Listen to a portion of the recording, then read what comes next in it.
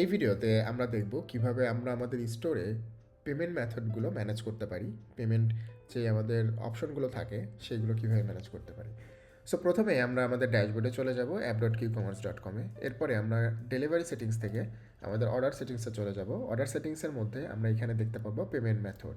So আমরা এখান থেকে আমাদের যেই পেমেন্ট মেথডগুলো রয়েছে সেগুলো এনেবল অথবা ডিসেবল করে রাখতে পারি, যেগুলো আমাদের চেক আউট পেজের মধ্যে দেখাবে। সো এখানে দেখতে পাচ্ছেন আমাদের চেক আউট পেজের মধ্যে এখন শুধুমাত্র ক্যাশ অন ডেলিভারি দেখাচ্ছে। সো আপনি চাইলে এখানে বিকাশ, এসএসএল কমার্স এগুলো অন করতে পারেন।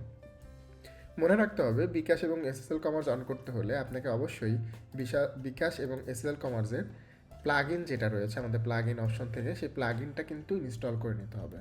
সো বিকাশ অথবা এসএসএল কমার্সের প্লাগ ইনের জন্য আপনি এখানে ইনস্টলে ক্লিক করলে আপনার যেই মার্চেন্ট অ্যাকাউন্ট রয়েছে সেইগুলো কিন্তু এখানে জিজ্ঞেস করবে। সেইগুলো দিয়ে যদি আপনি সেভ করেন তাহলে কিন্তু আপনার বিকাশটি কানেক্ট হয়ে যাবে, এসএসএল কমার্সটি কানেক্ট হয়ে যাবে।